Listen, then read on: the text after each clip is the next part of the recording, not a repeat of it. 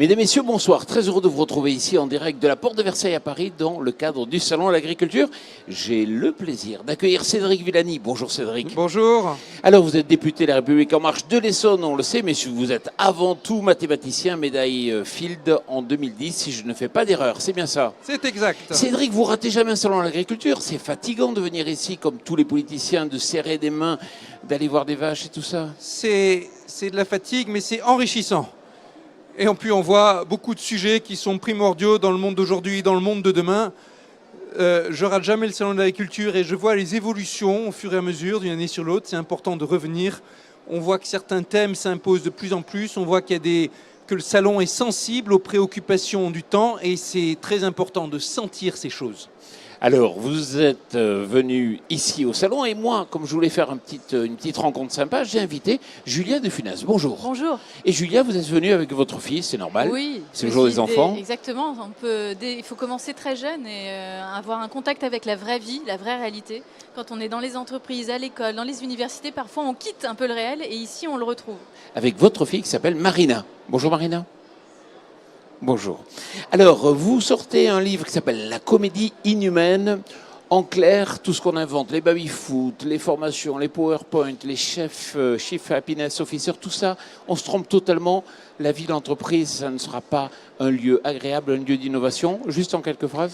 Oui, non, on ne se trompe pas complètement. On n'accuse pas du tout les managers, mais parfois ça déconnecte les gens qui sont dans les bureaux, dans les entreprises, justement du réel, du sens un peu de ce qu'ils font. Ils s'engourdissent dans des processus, dans des procédés, dans des process qui anesthésient un peu leur esprit et parfois revenir au réel. Et c'est pour ça que l'agriculture, les choses concrètes, d'ailleurs les gens dans les bureaux, parfois qui sont très diplômés, qui ont des très beaux boulots, quittent tout pour faire à chaque fois un métier manuel, un CAP boulangerie, créer des maisons d'hôtes où il y a des relations avec les gens et avec les choses. Dans l'enseignement, parfois aussi, on trouve des fois, enseignement pro en particulier, des gens qui veulent redonner du sens à leur carrière, transmettre, qui est un défi majeur. Transmettre et transformer quelque chose, au moins quand on est agriculteur, même si c'est très compliqué, très difficile, on voit qu'on transforme une matière et on se transforme en transformant quelque chose.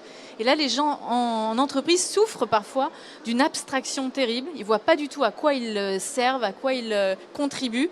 Et c'est une cause de souffrance et de mal-être en entreprise. Vous êtes philosophe, docteur en philosophie, diplômé en ressources humaines. Il faut faire quoi ?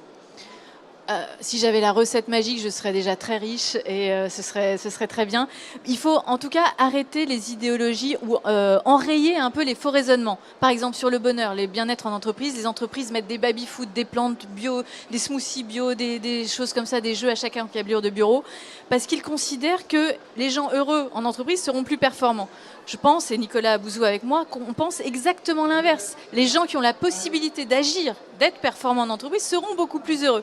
Donc parfois, il faut aussi endiguer un peu les faux raisonnements, remettre les choses à leur place, ne pas prendre les causes pour les conséquences pour les causes, et juste penser ce qu'on fait. Mais penser, c'est compliqué, c'est un effort de penser et ça ne va pas de soi. Vous avez coécrit ce livre, effectivement, avec Nicolas Bouzou, que l'on salue, qui vient souvent ici sur le plateau.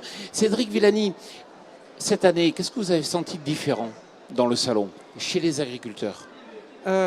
Très clairement, la conception que les problématiques de l'agriculture, ça s'inscrit dans un tout intégré, elle est de plus en plus là. Et je l'ai vu depuis ce matin, des agriculteurs, des éleveurs, disant c'est important pour nous les questions économiques et le fait de pouvoir bien travailler, mais on est aussi sensible à la qualité de vie des citoyens, à l'environnement, au bien-être animal pour les éleveurs, à la santé, et on voit que tout ça fait partie d'un tout. Santé de la terre, santé de l'environnement, santé des animaux, santé des plantes, santé des humains. On a l'impression que cette conscience globale est maintenant très forte. Alors j'ai l'impression qu'on demande aux agriculteurs d'évoluer très rapidement, d'évoluer un peu avec pression. Il y a même une torsion aujourd'hui du monde agricole qui s'opère avec de nouvelles attentes de la société. Un accompagnement qui est plus ou moins important, de l'agribashing qui est plus ou moins prégnant et plus ou moins contraignant. Mais si on regarde, il y a plein d'autres métiers à qui on ne demande pas d'évoluer aussi vite. Les enseignants, par exemple. Ouh, les enseignants, il y a de l'enseignant bashing aussi de façon très forte. Je ne sais pas ce que vous en pensez, Madame de exactement. Funès. Non, je pense que tous les métiers ont évolué très vite. Le rythme s'accélère dans chaque domaine. Dans les entreprises, on demande aux gens d'évoluer aussi. Mais ce qui est difficile, c'est d'évoluer, de progresser, d'aller vite, sans perdre l'essentiel quand même. Et se transformer pour se transformer n'a aucun sens. Donc il faut quand même repenser aussi à chaque fois le sens de l'évolution, le sens du métier de demain. Et c'est pas toujours évident à faire. Premièrement, je dirais aussi, vous ne pouvez pas contraindre les gens à changer s'ils ne voient pas et s'ils ne sont pas eux-mêmes convaincus du sens et du but. Et donc il y a tout un travail de définir ensemble, de co-construction qui peut prendre des années. Et si on ne passe pas ce temps-là, on se retrouve dans des situations de blocage. Et c'est quelque chose dont on est très sensible aussi quand on est à l'Assemblée et dont j'ai pu discuter avec des représentants de plusieurs filières aujourd'hui. Et puis chaque fois qu'on fait que le pouvoir public travaille sur quelque chose qui est dans la contrainte, il faut qu'il y ait en parallèle quelque chose qui est dans l'accompagnement, en même temps, si j'ose dire. Sinon, ça ne marche pas. Si une transformation se fait seulement dans la contrainte, on peut être sûr qu'elle échouera. Ce qui est difficile, c'est d'accepter le temps de la réflexion, le temps long de la réflexion, puisqu'on est dans une course effrénée. Mais louper ce temps de réflexion, de prise de conscience, celui dans lequel on est, me semble-t-il, pour plein de branches d'activité, souvent on a l'impression que prendre le temps, c'est perdre du temps. Mais c'est vraiment parfois en gagner beaucoup plus. Et ça a été une de mes grandes leçons pour moi dans mon entrée en politique. Quand on est à l'extérieur, on se dit pourquoi les choses ne changent pas plus vite, mais enfin on connaît les solutions en avant. Quand on passe dans le monde politique, on découvre à quel point c'est important de prendre le temps de parler avec tout le monde, littéralement, du matin au soir. Et dans cette fonction de parole et de discussion, c'est pas du temps perdu au sens où ça prépare l'accompagnement, l'entraînement. Alors c'est vrai que Cédric, moi, il y a quelque chose quand même qui m'étonne. Vous étiez tranquille, vous étiez médaille Fields, quasiment prix Nobel de mathématiques. Vraiment, tout le monde vous aimait, tout allait bien. Hop, vous partez député. Ça commence à être un peu compliqué. Et là, maintenant, vous partez à la candidature pour l'investiture, donc pour la mairie de Paris. Vous n'aimez pas être tranquille? Jamais tranquille. Dès qu'on a l'impression qu'on connaît son affaire, il faut bouger, aller de l'avant, continuer. Et ça, j'ai toujours pensé aussi en recherche. Et je dirais aussi, c'est une sorte de continuation logique. Un mathématicien internationalement reconnu qui arrive à l'Assemblée nationale, c'est une première. En tout cas, ça ne s'est pas vu depuis très longtemps. Les gens qui ont voté pour moi, les électeurs, ils ne s'attendent pas que je sois un député comme les autres. En tout cas, ils attendent que je mette à profit mon profil de scientifique pour faire avancer les choses, pour participer à la transformation de la politique. Et pour ça, pour aller le plus loin possible, avec le plus d'impact possible. Et évidemment, ça veut dire être en mouvement, à chaque fois se poser de nouveaux défis et toujours aller dans une meilleure connaissance du milieu que je découvre. Cédric, je fais appel à votre esprit d'analyse. Comment vous analysez ce qui se passe aujourd'hui dans la société, les Gilets jaunes par exemple? Analysez-le de la façon la plus objective possible. Gilets jaunes, on le sait, c'est un mouvement qui s'est fait en plusieurs temps, mouvement polymorphe, mouvement dans lequel se sont agglomérées beaucoup de choses. On peut vraiment parler de convergence, mais au départ, et on l'a perçu très tôt à l'Assemblée nationale aussi, parce qu'on a des députés qui précisément représentent tous les territoires, au départ, un sentiment d'abandon, d'oubli de certains territoires, le vrai sentiment confus, on n'est pas écouté, personne ne s'occupe de nous, personne ne se sent concerné par notre devenir. Et ça s'est exprimé de façon presque viscérale. Vraiment, c'était dans le réflexe, c'était dans le cri. Et par-dessus sont venus se rajouter beaucoup de choses, des revendications variées, certaines fractions violentes pour un mouvement qui n'était pas spécialement au départ, bien sûr. Et puis, on a vu que ce besoin, aujourd'hui, par rapport à la société, ce besoin d'exister, de sentir qu'on est pris en compte dans une société qui va extrêmement vite, il est très important en France, mais pas qu'en France. On l'a vu exprimer de façon très forte à travers le vote du Brexit il y a quelque temps, on l'a vu exprimer de façon très forte dans les dernières élections américaines. C'est aujourd'hui, dans une démocratie où c'est encore plus dur de se faire entendre parce qu'il y a des moyens de communication qui sont partout sans arrêt et qui noient tous les messages, c'est quelque chose qui est très fort et qu'il faut prendre en compte.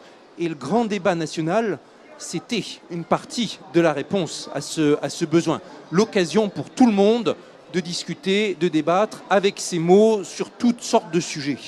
Cédric, il ne faut pas être grand clerc de notaire, devin. Enfin, il y a quelques années, on sentait bien qu'il y avait une France qui était mise un peu de côté. Enfin, Jean Lassalle est venu là, il a marché dans tous les sens dans la France, il en a parlé. Enfin, il y a d'autres personnes qui ont traversé, qui ont été à la rencontre. Comment on peut expliquer qu'on ait attendu la crispation pour vraiment réagir? C'est toujours très dur dans les affaires humaines, bien sûr, de mesurer exactement quel est le moment où l'eau va bouillir, le moment où le ras-le-bol s'exprimera. Et comme vous l'avez dit, il y avait toutes sortes de signes avant-coureurs. A posteriori, c'est facile, on peut refaire le match et se dire, bon sang, mais pourquoi on n'a pas prévu ça? On aurait dû le voir. Et moi aussi, je me suis dit, bien sûr, j'aurais dû le voir. Mais la vérité, c'est que on ne l'avait pas prévu, les uns et les autres. Et il y avait, c'est vrai, un bruit d'alerte continu, mais personne n'imaginait, ou presque personne n'imaginait que ça viendrait, que ça se mettrait à bouillir de façon aussi forte. Quand ça arrive là, il faut se dire, il faut maintenant prendre tout le temps qu'il faut pour discuter et rediscuter. Si on veut reavancer trop vite, on va braquer encore plus. Julia de Funès, c'est un peu pareil dans l'entreprise. On attend des fois les derniers moments avant de gérer. Oui, et là justement, on arrive aussi, c'est pour ça que notre livre a eu un certain écho, c'est qu'il est tombé à un très bon moment. C'est pas qu'il est formidablement bon, mais c'est qu'il est tombé à une bonne période où justement les gens, depuis 15 ans, 20 ans, subissent la mode managériale, les normes comportementales, les consultants, les coachs en tout genre. Et là, on se rend compte que ça marche plus tellement bien. Les gens sont pas plus heureux en entreprise, alors que toutes les entreprises font tout pour le bien-être, n'ont jamais fait autant pour le bien-être des salariés. Et pourtant, il n'y a jamais eu autant de maladies professionnelles, burn-out, bore-out, brown-out. L'IFOP a sorti une étude lundi qui montre un taux d'ennui au boulot considérable, 70% des gens s'ennuient, un taux d'absentéisme pas possible. Donc on voit bien qu'il y a quelque chose qui ne va pas, il y a une mauvaise donne. Et là, on arrive à cette prise de conscience, ce seuil aussi, qu'on ne pouvait pas calculer. Nous, quand on a sorti le livre, on ne s'est pas dit, tiens, c'est maintenant. On ne le sait pas, mais en le sortant, on se dit, ah voilà, on arrive un peu au climax de l'affaire, et les gens ont au moins pris conscience et veulent transformer les choses. Alors, on va essayer de prévoir le futur. Il ne faut pas être grand clerc de notaire ou devin pour imaginer qu'il va y avoir de moins en moins d'emplois et qu'avec les robots, l'intelligence artificielle, tout ce qui va se développer, il va y avoir peut-être un schisme. Et ça fait partie des grandes interrogations, comme vous le dites. En vrai, personne ne sait comment les choses vont se produire. Vous évoquez Nicolas Bouzou, qui est co-auteur tout à l'heure. Il fait partie de ceux qui disent le besoin de travail est important dans notre société et c'est une façon aussi de se réaliser, de donner un sens à son action, à sa vie. Et il ne faut surtout pas se diriger vers une société dans laquelle on délègue tout le travail à la machine.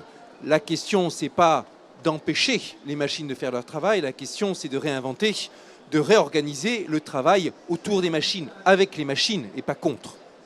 Je pense que c'est un acte de volonté aussi. Voir l'intelligence artificielle, la digitalisation comme une puissance, un monstre qui va venir dévorer nos métiers, c'est aussi un acte de volonté de se dire on va l'accompagner au mieux pour en faire un moyen, pas en faire une finalité en soi, mais c'est aussi une décision qu'on doit prendre et miser sur les compétences strictement humaines.